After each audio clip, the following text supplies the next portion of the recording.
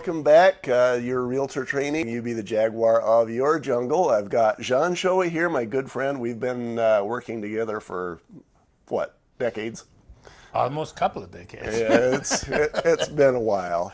And I've asked you to come and interview with me because, you know, I've seen more than my share of realtors, and I know who just provides good service, and I see that because of that service they succeed. And so that's why you're here. Thank now, you. the tie has nothing to do with it, you know. Well, it helps. Yeah. I won't wear a tie. Okay. So negotiations, I'm sure there are a lot of categories of negotiations. There's the stuff that happens after I go in and ruin your deal. You know, there's renegotiations then. Oh, hold on. Actually, when you go in and you send me the list, and or the other way around, sometimes we represent the buyers, and they give me the list, and the agent call me and says, "Oh, I have 32 items need to be fixed." You know what is my reaction? Wow. I don't say anything. I make myself, wow. I say that 2 or 3 times. I don't know what we're going to do. What do you think? I'll let the other agent tell me, because sometimes they want money. Sometimes they want the bathroom fixed. Sometimes the water heater is the main thing. I want to know what is the main things they want. Yeah, and as the home inspector, I'll make a list, for example. Sometimes it's 32 long, not usually, but sometimes. And, you know, and for me, I will try to prioritize those. Exactly. But I have a buddy who just was aghast and dejected because he was handed a list of 32 items on a home he was selling, and he was expected to take care of every one of those. But the way you react, see, so you put your priority list on the report you gave me always. I love that. And then I will get that to my client if I'm representing the buyer. Okay? I said, okay, these are the priority items. What are your priority items on the priority and the item? I need to find out if the guy is a plumber. Water heater for him to change is not a big deal. Right. To me, I don't know how to do, you know, hammer a nail in the wall. That would be a nightmare. Right. So I need to know what is their priority.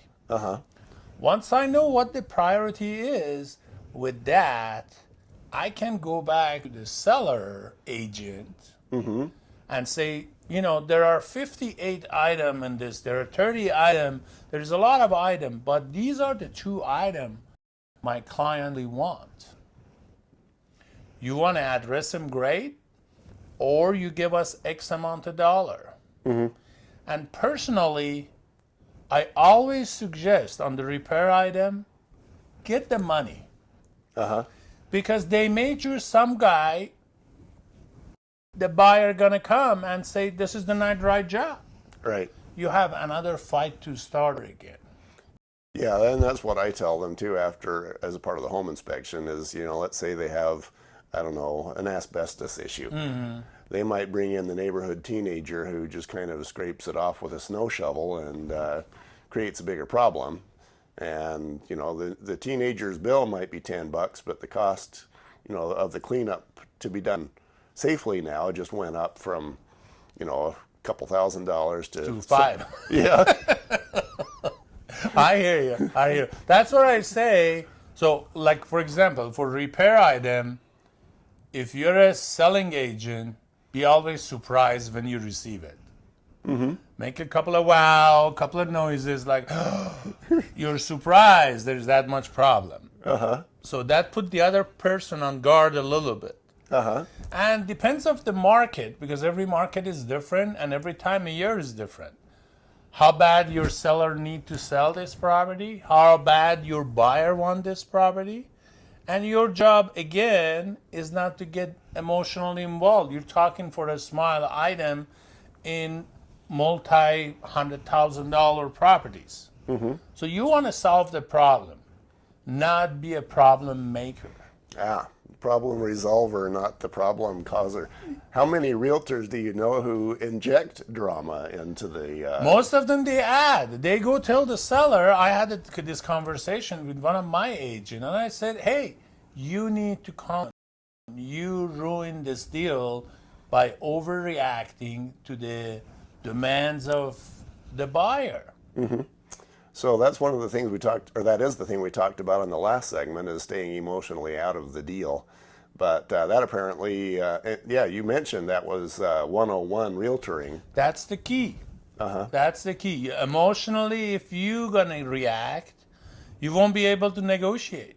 Yeah. Your job is to solve problem, hear the objection, and then find what it is and work on that issue and go to your buyer and say, if I give you $1,000 for this item, I sold the property, I give you an example. This lady want to have an air conditioning in his house. Mm-hmm. They have a 2-window air conditioning. You inspect the property. Uh-huh. All right? They didn't have it. So yeah. I negotiated a deal. I talked to my heating guy. I said how much that will be. He said it between $2,500 and $3,000. I said, great. I called the listing agent. I said, you know, there's a lot of items. You know, the home have a little age on it. We need a lot of items. But my client, the most important things they want is the air conditioning. Mm. And believe me, you know the house. I remember that There was a zillion items needed to be fixed, including the roof. Right. They didn't care. They want air conditioning. So I negotiated. I said, how about you give us $1,250 at the escrow for the heating and air conditioning companies who gonna come and do. That will be half a price, and my clients are willing to pay the price. Uh-huh. We closed on that deal last week, and my clients are jazzed. And they're excited. And they're gonna do all the repair themselves, and they're happy. Yeah. Because you need to corner what is the main objection. If you're gonna go all around the map, you're just gonna stir the pot more, and it's gonna get crazier. Then you will lose the deal. But if you find out what is the main objection of the buyer or seller is and address that item, then you can make it happen. Funny how in negotiations, kind of like in the previous segment, if your focus is on getting that paycheck, you'll lose it. If your focus is on service, the paychecks just come. The paycheck come. I'm never worried. You know, believe me, when I get an $800,000 listing, I always think, man, that's going to be great. I'm going to have 25 grand commission in my pocket. I think about it. Uh-huh. But I put that aside. Right. Because if that's in front of me, I can't even sell the property. I'm focusing on where's my money, where's my money, where's my money, rather than say, how am I going to market this property? Is my pictures are right? If my seller is happy, do I give my seller a report every week? Right. Right. That makes perfect sense. And then when you don't focus on the money, then it happens. It's coming. Yeah. The money is not the main, that's what we work for. Mm-hmm. But if you show up every work and all you think is money, rather than your client, I guarantee you, you won't get any money. None of it happens. Okay, thank you, Jean. Thank you. Anything else in this segment you want to? No, I think we talk a little bit about the inspection item. Then maybe sometimes there is a financial issues. Uh-huh. Maybe your client is not qualified well. Then that's your fault. To putting the client is not very well qualified in your car and taking him to the property. You know what? Let's do a segment on that one. Segment on that. Okay. Okay. Then I guess next section gonna be that. We'll be right back.